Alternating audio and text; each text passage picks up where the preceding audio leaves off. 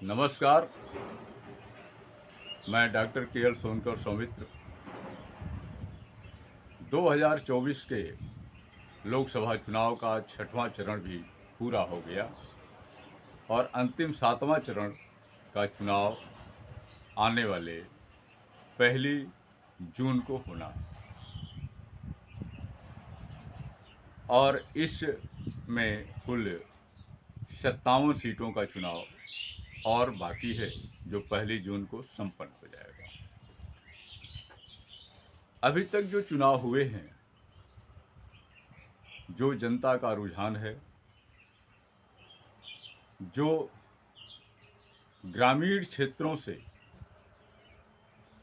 सर्वे के जो वीडियो आए हैं, उससे ये पता चलता है कि इस देश की आबादी जो 70% गाँव में निवास करती है पूरे देश में, उनकी परिस्थितियाँ, आर्थिक स्थितियाँ, बेरोजगारी की हालात, महंगी शिक्षा, महंगी गैस, महंगे राशन और काम न मिलने की जो हालात है, उससे उपजे हुए आर्थिक तंगी, 10 रुपया कमाई, 100 रुपया खर्चा, ऊपर से बीमारियां। तो इस तरह की जो हालात छन करके आ रही है, बेरोजगार युवकों के अपने दर्द,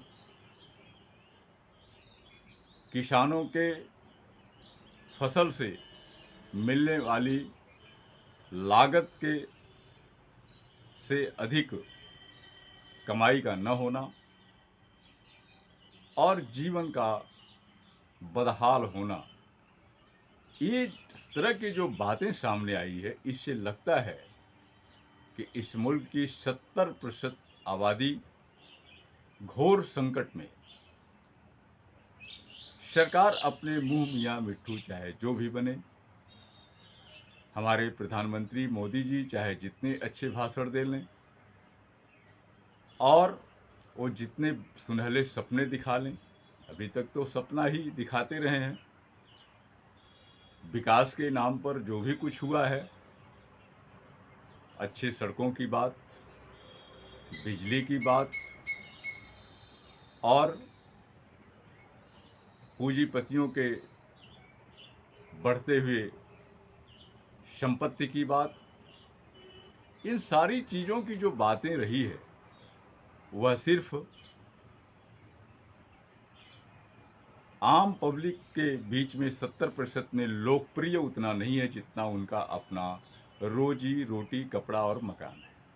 स्वाभाविक है कि जिस मुल्क में आम जनता को रोजी रोटी, कपड़ा और मकान, अच्छी पढ़ाई की सुविधा अगर नहीं है, नौकरी की सुविधा अगर नहीं है, तो उस मुल्क को बहुत खुशहाल नहीं कहा जाएगा। इससे यह साबित हुआ कि हमारे मुल्क की 70% आवाम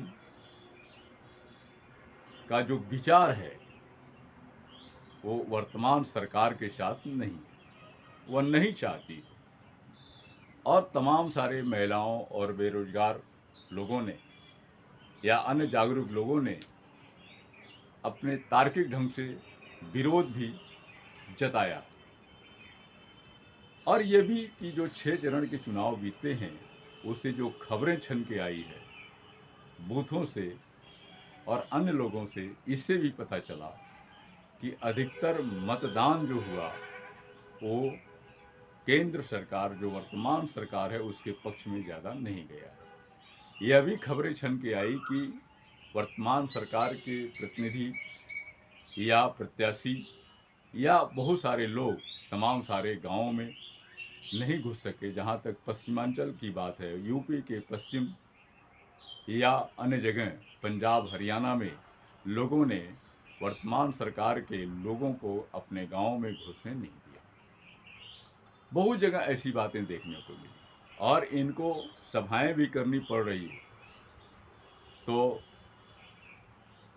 बेकार के लोगों को लालच दे करके सभाओं में लाया गया, फिर भी तमाम कुर्सियां खाली रही, जबकि विपक्ष के नेताओं के जनसभाओं में इतना जन सैलाब उभड़ा जो स्वतः स्वतः स्फूर्त था, जिसके आपने देखी भी होगी तस्वीरें। तो इससे साफ जाहिर होता है कि जो एनडीए सरकार है उसको शायद ही लौट करके केंद्र में पहुंचना पड़े, और लोगों की मनोकामना है कि इंडिया गठबंधन ही सरकार में आवे। इसलिए नहीं कि वो तमाम सारी वादे कर रहे हैं, तमाम उनके मैनिफेस्टो में बातें हैं, इसलिए ज़रूरी है कि यह सरकार कम से कम हमारे हितों की सुरक्षा करेगी और भारतीय संविधान की सुरक्षा करेगी। भारतीय संविधान अगर सुरक्षित है तो हम भी सुरक्षित हैं, हमारे देश की जनता सुरक्षित है और हमारे तमाम सारे अधिकार सुरक्षित हैं। संविधान में उलटफेर करके जिस तरह आम नागरिकों के अधिकारों का हनन किया गया, वह सब कुछ आपके सामने है।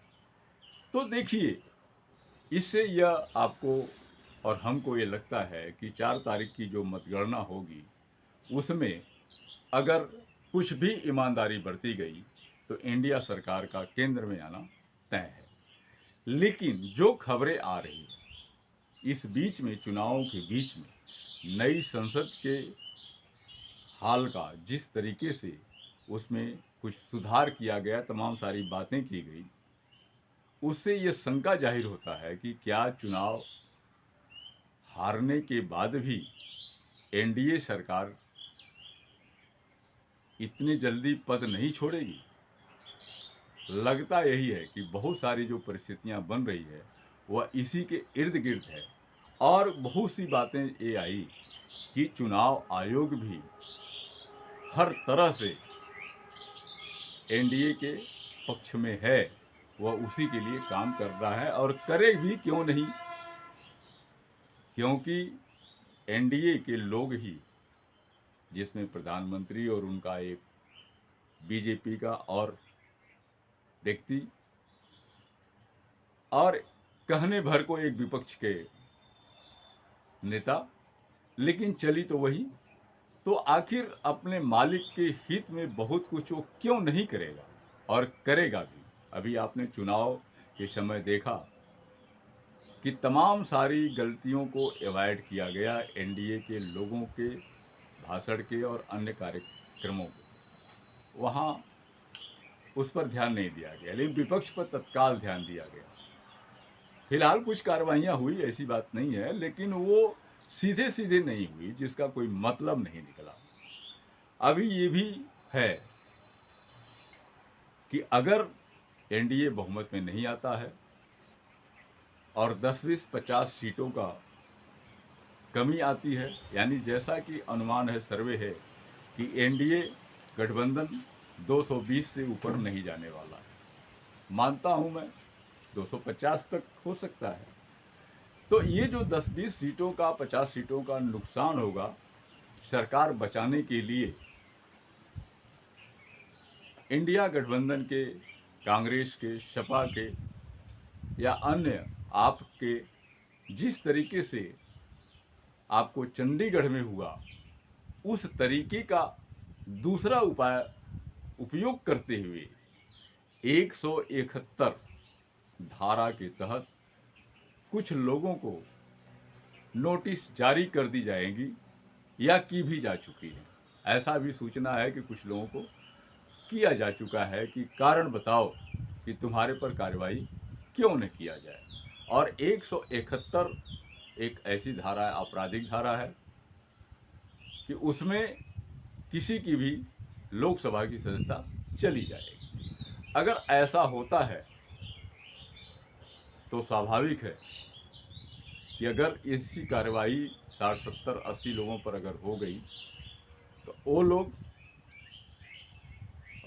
सांसद सदस्यता से अलग हो जाएंगे, उन पे मुकदमे हो जाएंगे, और तब 250 पा करके भी, 240 पा करके भी एनडीए बहुमत में हो सकता है और उनको बुलाया जा सकता है।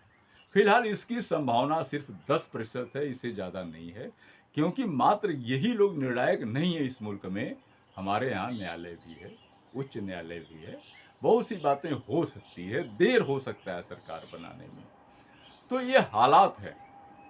अभी आपने देखा कि पूर्वांचल विश्वविद्यालय में पूरा मिनी ट्रक भरा हुआ ईवीएम पकड़ा गया। अन्य भी चीज़ है, जहाँ विपक्ष के नेताओं के जीतने की स्थिति है, वहाँ बहुत स्लो मतदान हुआ।